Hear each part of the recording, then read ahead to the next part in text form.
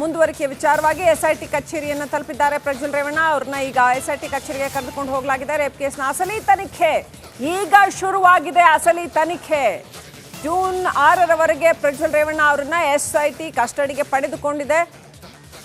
ಈಗ ಎಸ್ಐಟಿ ಅಧಿಕಾರಿಗಳು ಅವ್ರನ್ನ ಡ್ರಿಲ್ ಮಾಡ್ತಾ ಇದ್ದಾರೆ.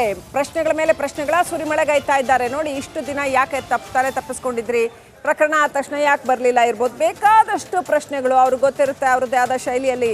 ಇದರಲ್ಲಿ BK ಸಿಂಗ್ ಅವ್ರ ನೇತೃತ್ವದಲ್ಲಿ ಇರ್ತಕ್ಕಂಥ ಒಂದು ಟೀಮ್ ಇದು ಮೋಸ್ಟ್ ಎಫಿಷಿಯಂಟ್ ಟೀಮ್ ಅಂತ ಹೇಳಲಾಗ್ತಾ ಇದೆ. ಇವರಿಗೆ ಫ್ರೀ ಹ್ಯಾಂಡ್ ಕೊಟ್ಟರೆ ಖಂಡಿತವಾಗ್ಲೂ ಇದನ್ನು ಒಂದು ಒಳ್ಳೆ ರೀತಿಯಲ್ಲಿ ತನಿಖೆ ಮಾಡ್ತಾರೆ. ಕಾನೂನಿನ ಅನ್ವಯ ಹೇಗೆ ತನಿಖೆ ಮಾಡಬೇಕು ಆ ರೀತಿಯಲ್ಲಿ ಮಾಡ್ತಾರಾ, ಮಾಡೋದಕ್ಕೆ ಹಾಗೆ ಅಷ್ಟು ಫ್ರೀ ಹ್ಯಾಂಡ್ ಇರುತ್ತಾ ಗೊತ್ತಿಲ್ಲ. ಈಗಂತೂ ತನಿಖೆ ಅಂತೂ ಶುರುವಾಗಿದೆ.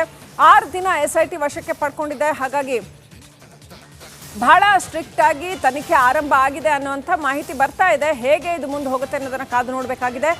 ನಿಮಗೂ ಈ ಸಂತ್ರಸ್ತೆಯರಿಗೂ ಯಾವಾಗಿಂದ ಆಪ್ತತೆ ಬೆಳೀತು, ಯಾವಾಗ ನೀವು ಈ ರೀತಿ ಅತ್ಯಾಚಾರ ಎಸಗಿದ್ರಿ, ಹೀಗೆ ನೇರವಾದ ಪ್ರಶ್ನೆಗಳನ್ನು ಕೇಳಲಾಗ್ತಾ ಇದೆ ಅನ್ನುವಂಥ ಅಪ್ಡೇಟ್ ಬರ್ತಾ ಇದೆ. ಒಟ್ಟಾರೆ ಪ್ರಜ್ವಲ್ ರೇವಣ್ಣ ಕೇಸ್ನಲ್ಲಿ ಇಷ್ಟು ದಿವಸ ಏನು ಕಣ್ಣ ಮುಚ್ಚಾಲೆ ಆಟ ಆಡಿದ್ರು ಪ್ರಜ್ವಲ್ ರೇವಣ್ಣ ವಿದೇಶದಲ್ಲಿ ಕೂತ್ಕೊಂಡು, ಈಗ ಅದೆಲ್ಲದರ ಪರಿಣಾಮವನ್ನು ಎದುರಿಸಬೇಕಾಗಿದೆ. ಕಾನೂನಿನ ಮುಂದೆ ಯಾರೂ ಅತೀತರಲ್ಲ, ಯಾರೂ ಕಾನೂನಿನ ಮುಂದೆ ಅತೀತರಲ್ಲ. ತಪ್ಪು ಮಾಡಿದ ಮೇಲೆ ನೀರು ಕುಡಿಲೇಬೇಕು, ತಪ್ಪು ಮಾಡಿದ ಮೇಲೆ ಕಾನೂನನ್ನು ಎದುರಿಸಲೇಬೇಕು. ತಪ್ಪು ಮಾಡಿದ್ದಾರೋ ಇಲ್ವೋ ಅನ್ನೋದನ್ನು ಅವ್ರು ಬಂದು ನಿಂತು ಪ್ರೂವ್ ಮಾಡಬೇಕು. ಮಾಡಿಲ್ಲ ನಿರಪರಾಧಿ ಅಂತಾದರೆ ಅದನ್ನು ಅವರು ಪ್ರೂವ್ ಮಾಡಬೇಕಾಗತ್ತೆ. ಹಾಗಾಗಿ ಈಗ ಪ್ರಜ್ವಲ್ ರೇವಣ್ಣ ಕಾನೂನಿನ ಮುಂದೆ ಶರಣಾದ ಒಂದು ಪರಿಸ್ಥಿತಿ. ಹೇಗೆ ಪ್ರಶ್ನೆಗಳನ್ನ ಕೇಳ್ತಾ ಇದ್ದಾರೆ ಅಂತಂದ್ರೆ, ಇಲ್ಲಿಂದ ನಿಮ್ಮನ್ನ ಏರ್ಪೋರ್ಟಿಗೆ ಡ್ರಾಪ್ ಮಾಡಿದ್ಯಾರು, ವಿದೇಶದಲ್ಲಿ ನಿಮಗೆ ಆಶ್ರಯ ಕೊಟ್ಟಿದ್ಯಾರು, ಹಣದ ಸಹಾಯ ಯಾರು ಮಾಡಿದ್ರು, ಏನು ಸುಮ್ಮನೆ ಹೋಗಿ ಇದ್ಬಿಡಕ್ಕಾಗತ್ತಾ, ಯಾರೋ ಹೆಲ್ಪ್ ಮಾಡಿರ್ಲೇಬೇಕಲ್ಲ, ವಿಡಿಯೋಗಳು ವೈರಲ್ ಆಗಿದ್ದು ಹೇಗೆ, ನಿಮಗೆ ಇದ್ರ ಬಗ್ಗೆ ಮೊದಲೇ ಗೊತ್ತಿತ್ತಾ ಈ ಥರ ವೈರಲ್ ಆಗ್ತಾ ಇದೆ ಅಂತ, ರೆಕಾರ್ಡ್ ಯಾಕೆ ಮಾಡ್ಕೊಂಡ್ರಿ, ಯಾಕೆ ನೀವು ವಿದೇಶಕ್ಕೆ ಹೋದ್ರಿ, ಇಷ್ಟೆಲ್ಲ ನಿಮ್ಮ ಬಗ್ಗೆ ಇಲ್ಲಿ ನಡೀತಾ ಇದ್ರು ಕೂಡ ಯಾಕೆ ವಿದೇಶಕ್ಕೆ ಹೋದ್ರಿ, ಕೇಸ್ ದಾಖಲಾಗುತ್ತೆ ಅಂತ ಮೊದಲೇ ಮಾಹಿತಿ ಇತ್ತಾ, ಸಣ್ಣ ಸಣ್ಣ ಸಣ್ಣ ಸಣ್ಣ ಆಯಾಮಗಳನ್ನು ಬಿಡದಂತೆ, ಯಾಕಂತಂದ್ರೆ ಎಲ್ಲೂ ಕೂಡ ಒಂದು ಕ್ಲೂ ಸಿಗಬಹುದು, ಸಾಕ್ಷ್ಯ ಸಿಗಬಹುದು. ಹಾಗಾಗಿ ಸಣ್ಣ ಸಣ್ಣ ಆಯಾಮಗಳನ್ನು ಕೂಡ ಬಿಡದಂತೆ ಪ್ರಶ್ನೆಗಳನ್ನ ಕೇಳ್ತಾ ಹೋಗಲಾಗ್ತಾ ಇದೆ.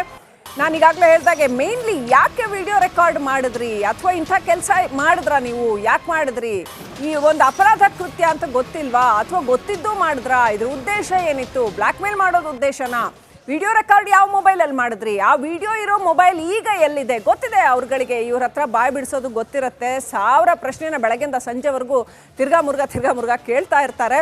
ಸೊ ಹಾಗಿರುತ್ತೆ SIT ಡ್ರಿಲ್ ಅಂತಂದರೆ. ಕಾರ್ತಿಕ್ ಯಾವಾಗನಿಂದ ನಿಮ್ಮ ಡ್ರೈವರ್ ಆಗಿದ್ರು, ಎಲ್ಲಿಂದ ಶುರುವಾಯಿತು, ಇದೆಲ್ಲವೂ ಕೂಡ ಪ್ರತಿಯೊಂದು ಆಯಾಮವನ್ನು ಕೂಡ ತೆರೆದಿಡ್ತಾ ಹೋಗ್ತಾರೆ.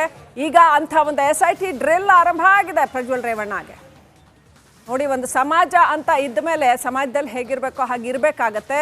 ಸೊಸೈಟಲ್ ನಾರ್ಮ್ಸ್ ಏನು ಹೇಳುತ್ತೋ ಆ ರೀತಿ ಬದುಕಬೇಕಾಗತ್ತೆ, ದೊಡ್ಡವರೇ ಆಗಲಿ ಚಿಕ್ಕವರೇ ಆಗಲಿ.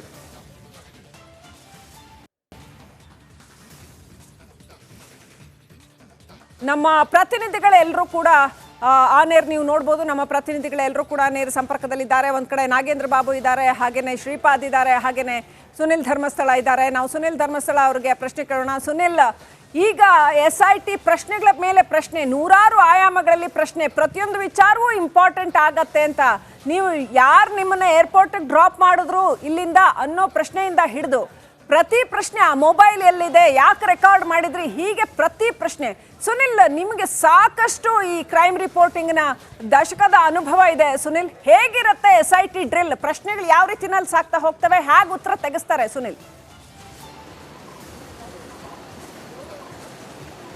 ಶ್ರೀಲಕ್ಷ್ಮಿ, ಇದು ಈ ಪ್ರಶ್ನೋತ್ತರಗಳು ಅಥವಾ ಈ ವಿಚಾರಣೆ ಆರಂಭ ಆಗುವಂಥದ್ದು ಈಗ ಪ್ರಮುಖವಾಗಿ 3 ಕೇಸುಗಳಿಗೆ ಸಂಬಂಧಪಡುತ್ತೆ. ಹೊಳೆನರಸೀಪುರ ಟೌನ್ನಲ್ಲಿ ದಾಖಲಾಗಿರುವಂಥ ಒಂದು ಕೇಸು, ಅದೇ ರೀತಿಯಲ್ಲಿ ಬೆಂಗಳೂರಿನ CIDಯಲ್ಲಿ ದಾಖಲಾಗಿರುವಂಥ 2 ಪ್ರಕರಣಗಳು.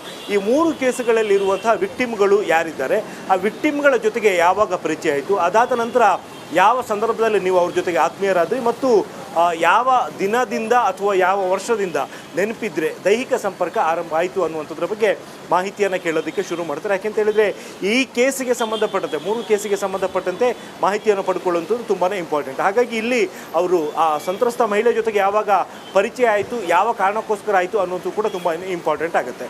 ಅದರ ಜೊತೆಗೆ ಇಡೀ ಕೇಸ್ನಲ್ಲಿ ಇಂಟ್ರೆಸ್ಟಿಂಗ್ ಅಥವಾ ಒಂದು ತುಂಬ ಜನರಿಗೆ ಕುತೂಹಲ ಇರುವಂಥದ್ದು, ಇವ್ರು ಏನಕ್ಕೆ ವಿಡಿಯೋ ಮಾಡಿಕೊಂಡು ಇಟ್ಕೊಂಡ್ರು ಅನ್ನುವಂಥದ್ದು. ಸೊ ಈ ಒಂದು ಪ್ರಶ್ನೆ ಪ್ರಶ್ನೆಗೆ ಸಂಬಂಧಪಟ್ಟಂತೆ ಕೂಡ SIT ಅಧಿಕಾರಿಗಳು ಪ್ರಜ್ವಲ್ ರೇವಣ್ಣ ಅವ್ರನ್ನ ವಿಚಾರಣೆಗೊಳಪಡಿಸ್ತಾರೆ. ಯಾವ ಕಾರಣಕ್ಕೋಸ್ಕರ ನೀವು ಈ ಎಲ್ಲ ನಿಮ್ಮ ಸೆಕ್ಸುವಲ್ ಇದೇನಿದಾವೆ ಅದನ್ನು ವಿಡಿಯೋ ಮಾಡಿ ಇಟ್ಕೊಂಡ್ರಿ ಅನ್ನುವಂಥದ್ದು ಪ್ರಶ್ನೆಯನ್ನು ಕೇಳುವಂಥದ್ದು ಸಹಜವಾಗಿರುತ್ತೆ. ಅದಕ್ಕೂ ಕೂಡ ಉತ್ತರ ಕಂಡ್ಕೋಬೇಕಾಗುತ್ತೆ. ಆ್ಯಂಡ್ ಇಲ್ಲಿ ಹಾಸನದ ಸೆನ್ ಪೊಲೀಸ್ ಸ್ಟೇಷನ್ ದಾಖಲಾಗಿದ್ದಂಥ ಒಂದು ಸೈಬರ್ ಕ್ರೈಮ್ ಕೇಸ್ ಬಗ್ಗೆ ಕೂಡ ನೆನಪಿರ್ಬೋದು. ಈ ವಿಡಿಯೋ ದೇಶದ ಅತಿ ದೊಡ್ಡ ನೆಟ್ವರ್ಕ್ ನಿಂದ ಮೆಗಾ ಕವರೇಜ್. ದೇಶದ ಮತದಾರನ ಆದೇಶ NDAಗ ಇಂಡಿ ಒಕ್ಕೂಟಕ್ಕ ಲೋಕ ಅಖಾಡದಲ್ಲಿ ಗೆಲ್ಲೋದ್ಯಾರು ಸೋಲೋದ್ಯಾರು. ಕರುನಾಡಿನ 28 ಕ್ಷೇತ್ರಗಳ ನಿಖರ ಫಲಿತಾಂಶ ಫಾಸ್ಟ್ ರಿಸಲ್ಟ್ ಪಕ್ಕಾ result number 1 election team number 1 network number 1 coverage.